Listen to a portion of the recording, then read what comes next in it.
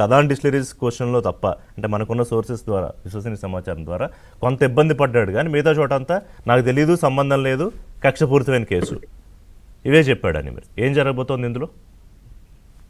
అంటే దొంగ ఎప్పుడైనా సరే ఒక ఇంట్లో దొంగతనం చేద్దాం అనుకున్నప్పుడు డైరెక్ట్ గా దొంగతనం చేయడు. ఆ ఇంట్లో ఒకవేళ దొంగతనం చేసినా ఒకవేళ చేయకపోయినా ఎవరిని చూస్తే కనుక ఎట్లా తప్పించుకోవచ్చు దొరకకుండా అనేది ప్లాన్ ముందే వేసుకుంటాడు. రెక్కీ చేసి ముందు ఎట్నుంచి పారిపోవాలి, ఏంటి, ఎలా మనం దొరకకుండా ఉండాలని అవన్నీ ప్లానింగ్ అంతా పర్ఫెక్షన్ చేసిన తర్వాత అప్పుడు దొంగతనం చేస్తాడు.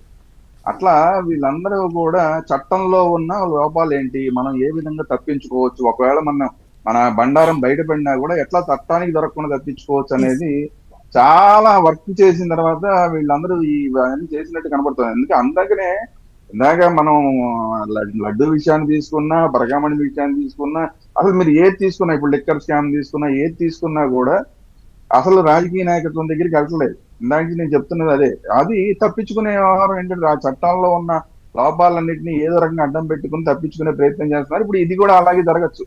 సరే, ఈడీ ఏదో కొంతవరకు మనీ ఎక్కడ దొరికితే ఆ మనీ ఎవరి దగ్గర దొరికింది ఏంటి దానికి లెక్కలు అడుగుతారు. ఆ లెక్కలు అడిగిన దానికి వీళ్ళు చెప్పగలిగితే చెప్తారు, లేదంటే జప్తు చేస్తారు. ఇక అది దాని తర్వాత. కానీ ఇందులో వీళ్ళు చేశారు, లిక్కర్ స్కామ్ చేశారు అని ఈడీ చెప్పగలుగుతుందా అంటే ఈడీ చెప్పదు కదా. ఈడీ మనీ లాండరింగ్ గురించి మాట్లాడుతుంది. సో ఎనీవే, ఇవన్నీ కూడా చూస్తుంటే ప్రజలే ఎక్కువ శిక్ష వేయాలి తప్ప ఈ చట్టాలు ఎక్కువ శిక్ష వేయగలుగుతాయా అన్న దాని మీద కొంచెం నమ్మకం కాదు. మనకి ప్రభుత్వాల మీద, న్యాయస్థానాల మీద నమ్మకం పెట్టుకుని శిక్షలు పడాలి కదా శ్రీరామ్ గారు, లేకపోతే ఎట్లా పడాలి? అదే తర్వాత ఇలాంటి వాళ్ళని చూసిన తర్వాత నేను ఇందాక చెప్పినదే, మన చట్టాలని మనం మార్చుకోవాల్సిన అవసరం ఉంది. సిఆర్పిసిని బిఎన్ఎస్ లోకి మార్చాం. బిఎన్ఎస్ లోకి మార్చినప్పుడు కొన్ని మార్పులు తీసుకొచ్చాం. ఇలాంటివన్నీ మనీ లాండరింగ్ లాంటి చట్టాల విషయంలో ఇంకొంచెం జాగ్రత్తలు తీసుకోవాల్సిన అవసరం. ఇలాంటి కేసులు చూసినప్పుడు మనకు క్లియర్ గా అర్థమవుతుంది. ఎవరు కూడా బయటపడదు. ఎవరికి చట్టాలు మీరు చూడండి, ప్రజల యొక్క దీంట్లో ఎమ్మెల్యేలు కానీ ఎంపీలు కానీ వీళ్ళ కేసులు ఎన్ని ఉన్నాయి, ఎన్ని కేసులు ఉన్నాయి, శిక్ష పడిన వాళ్ళు ఎవరున్నారు చెప్పండి? ఎవరికి శిక్షలు పడుతున్నాయి? కాబట్టి దీని మీద దృష్టి పెట్టాల్సిన అవసరం ఉన్నది.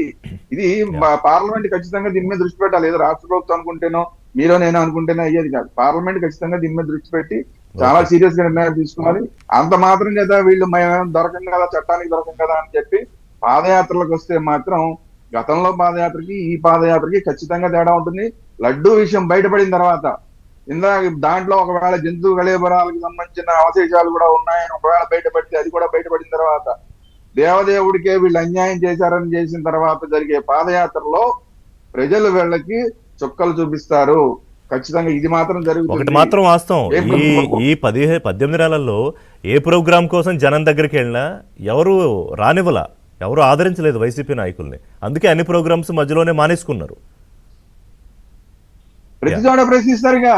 పాదయాత్ర కోసం వచ్చి పాదయాత్ర చేసి ముఖ్యమంత్రి అవ్వచ్చు అనుకున్న వాళ్ళకి, గతంలో నువ్వు పాదయాత్ర చేసావు, మమ్మల్ని మోసం చేసావు, మా దేవదేవుడికి అన్యాయం చేసావు, నువ్వు ఈసారి మళ్ళీ పాదయాత్రకు వచ్చి మమ్మల్ని మోసం చేద్దాం అనుకుంటున్నావా అని చెప్పి హిందువులు ఖచ్చితంగా ప్రశ్నించే రోజులు రాబోయే రోజుల్లో మనకి స్పష్టంగా కనిపిస్తాయి. మనందరం చూడబోతాం. విద్యాసాగర్ గారు, ఇప్పుడు నాకు ఏమనిపిస్తుంది అంటే